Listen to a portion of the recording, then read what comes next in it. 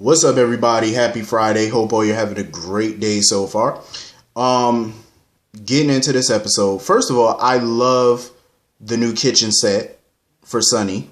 You know, they gave him a brand new kitchen. I like it.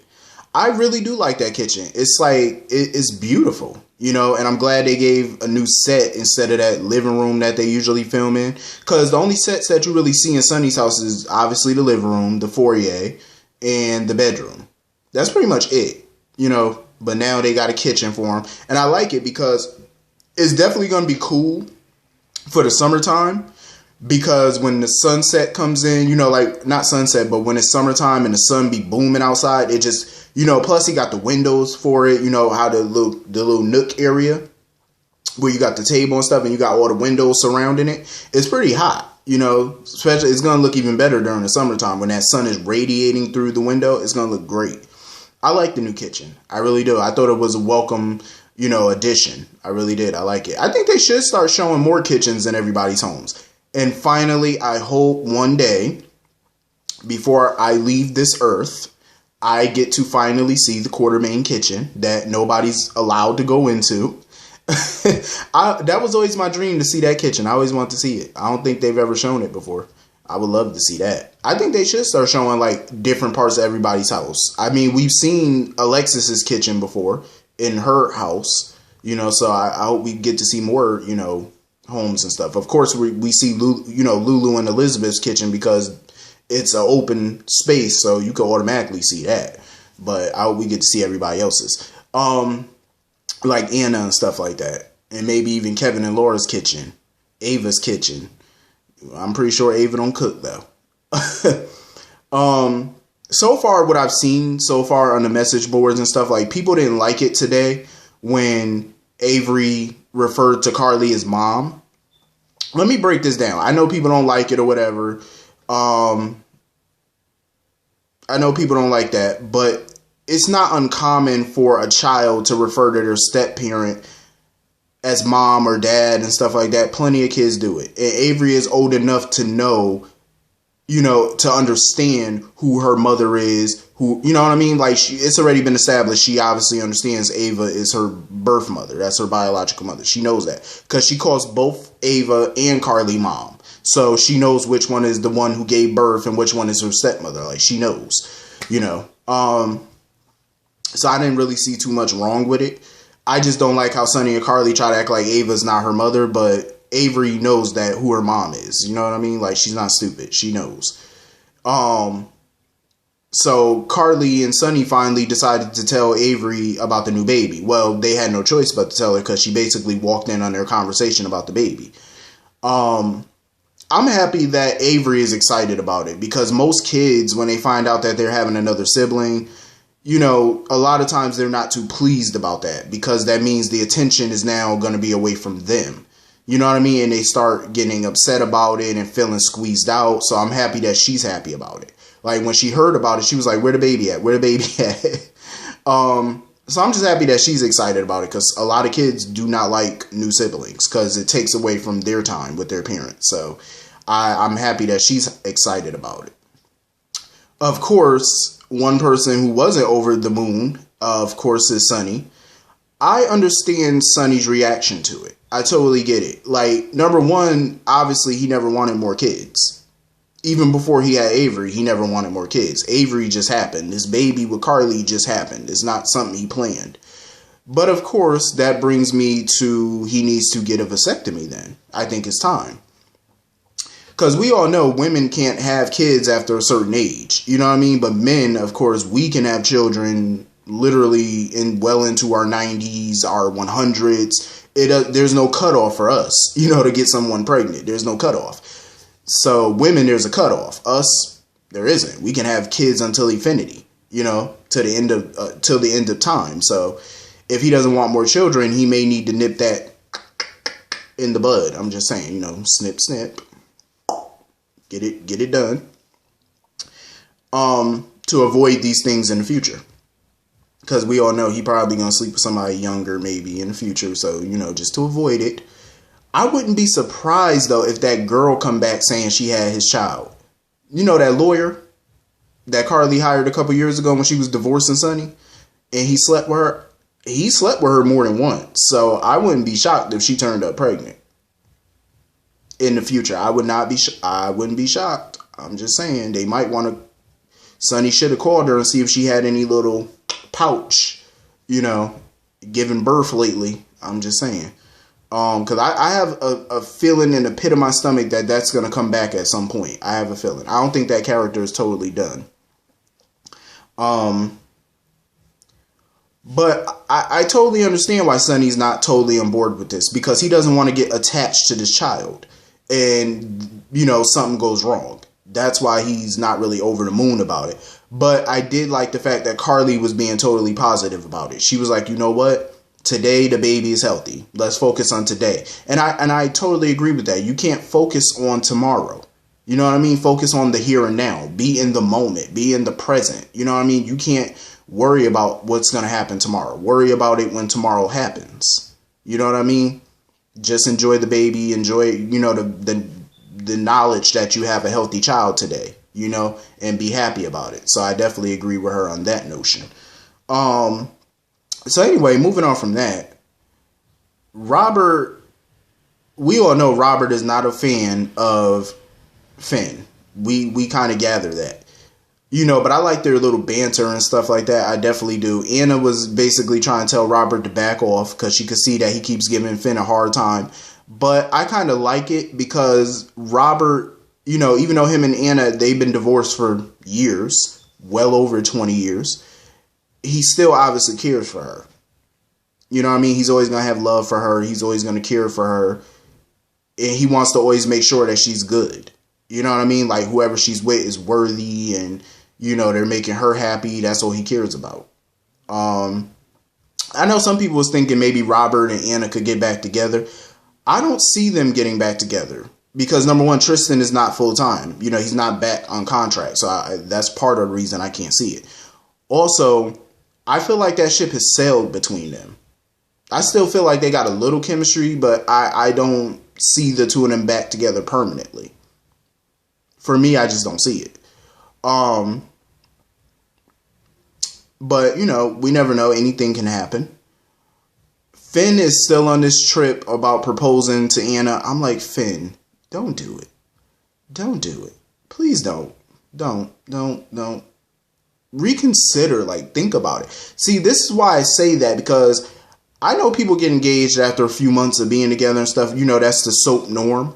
But I feel like he needs to really sit down with her and see where her mind at, as far as the future. Like, where does she see their relationship? Get an idea of it.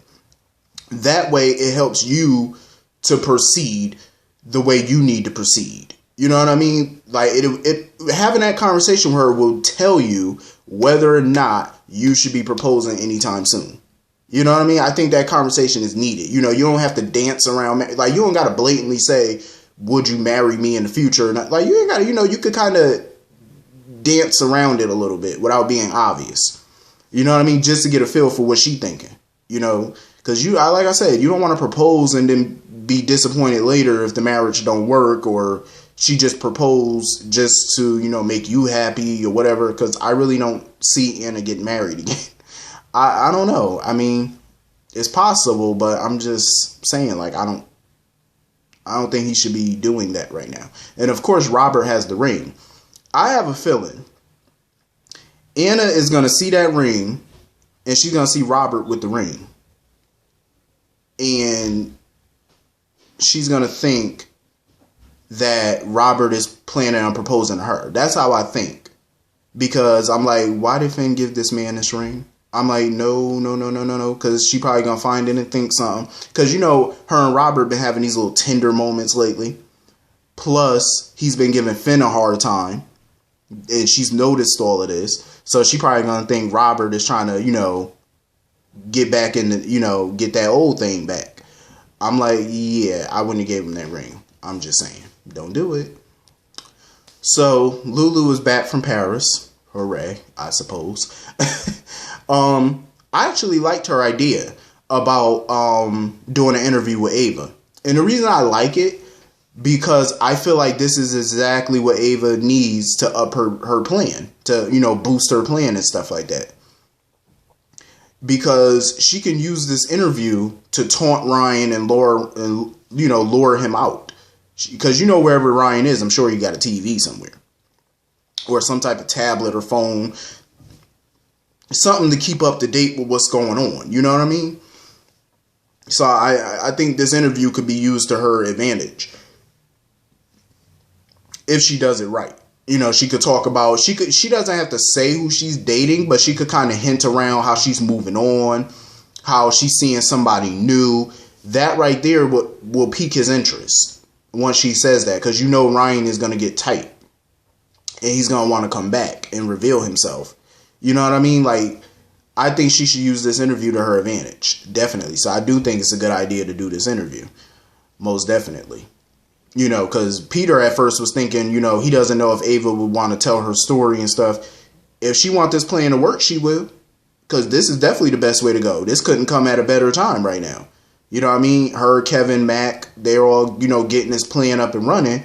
What better way than to go on an interview and basically boast about how you're moving on, Ryan's dead, talk junk about him, talk about your new love life. You know what I mean? Something to entice him to come back. You know what I mean? Like, get him back quicker. This is the best way to go. So it's definitely coming at a perfect time right now. So anyway, Nina needs to shut her pie hole. She's still mad about Peter or whatever helping Maxie with that whole DNA thing, and Sasha basically told her to let it go and forgive and forget. Peter is basically feeling some type of way. Like, he wants to be with Maxie, but the problem is he doesn't know how to love. He doesn't know how to be in a relationship and love another person, because he didn't have none of that growing up. You know what I mean? Like, he's never felt love.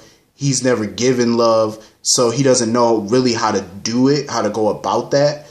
So I totally get where he's coming from. You can't show something sometimes that you never learned, so I totally get it. For me right now, I'm still not on board with him and Maxie. I'm just totally not on board with it. I feel like Maxie should have definitely played the field a little bit. I still feel like she should have went out on a date with Chet, because I don't see the point in having Chet keep doing these pop-ins and stuff if you're not going to do nothing with him. You know what I mean? And this was the perfect storyline to put him in. Him and Maxie could have went out on a couple dates. I think the chemistry between Maxie and Chet is definitely there. If they're not going to put her with Michael, that's fine. Try her out with Chet. You know what I'm saying? Something like that. I still feel like they should have went ahead and went on with that date instead of just trying to push her with Peter. So anyway, Michael and Sasha are both sick. They got like these sneezes and coughs and stuff. Because when Michael went to go see Carly and Sonny, I'm like, you sitting there sneezing and coughing. Your mother's pregnant. I'm like, bruh, if you're sick, you need to go stand somewhere else, because you can't be around a pregnant person and you're sick. Because you're going to mess around and get her sick, get the baby sick. Like, bruh, stand over there. Like, he just a coughing. And I'm like, Michael, you do realize your mama is pregnant, right? You ain't supposed to be around no pregnant person and you sick.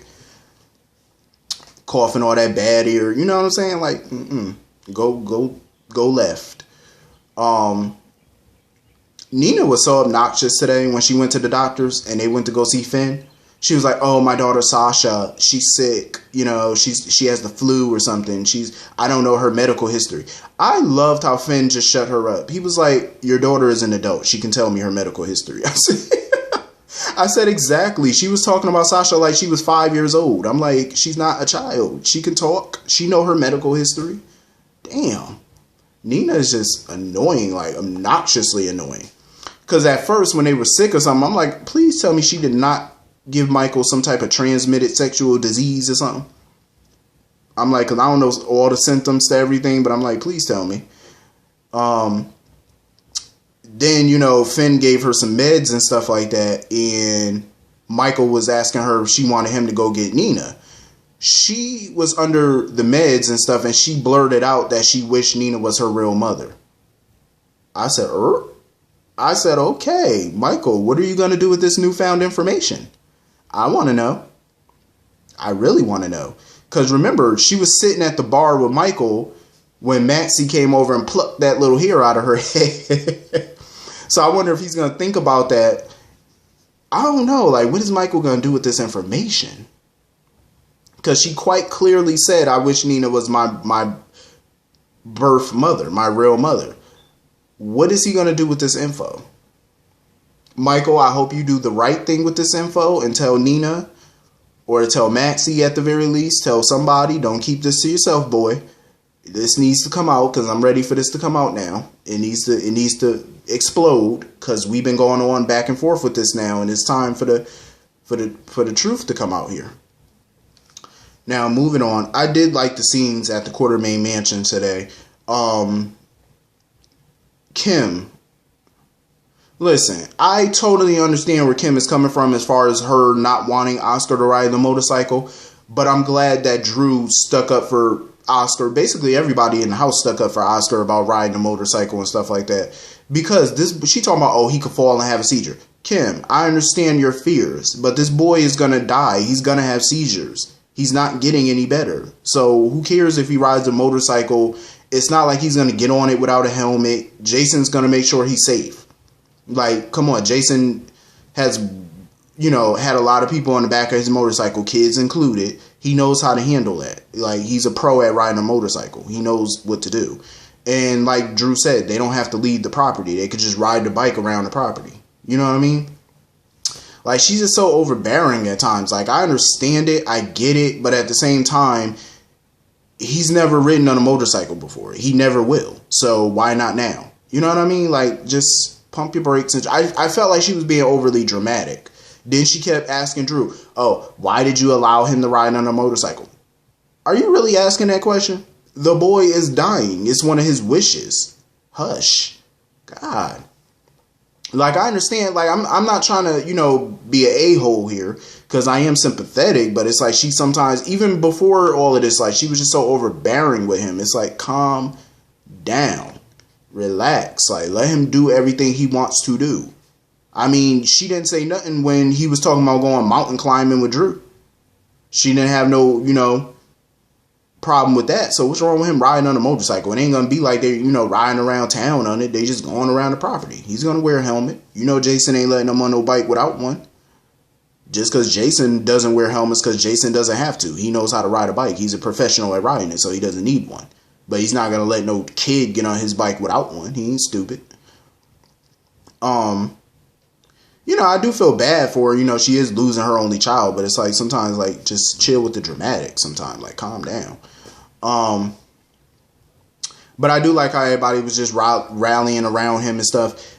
And, one of his wishes was that Jason and Drew would be brothers. Just get bond or something. And I like how Jason and Drew, they understood what he was saying. And, this is what I hope for. You know what I mean? Because Jason didn't really have a relationship with AJ like that. Him and AJ's relationship was always contentious. And it was made out of jealousy on AJ's part. And they never really bonded. You know what I mean? AJ was always jealous of Jason. And, stuff hit the fan over the years between the two of them. So I just wish that Jason would have had a different relationship, at least with another brother. You know what I mean? Since AJ's not around anymore for him to mend fences, at least he can do things differently with Drew that he didn't do with AJ, that he never got the chance to do. So hopefully they can bond as siblings and stuff like that. It was sad seeing Oscar want to make the, like a goodbye video for Jocelyn. You know how people do. They get on video and they be like, if you're watching this, then that means I'm dead. And that was sad to see. That really was. That was a sad thing to watch. It really was. I understand why he did it, though. Oscar is definitely handling all of this as well as can be expected. Because I'm pretty sure most teenagers would be freaking out. They would be constantly inconsolable. But he's been handling this like a pro. Getting his estate together. Fulfilling some of his wishes. Not moping and crying about it. Just taking it on the chin. I respect that. He's been handling it quite well. For somebody his age. It's remarkable.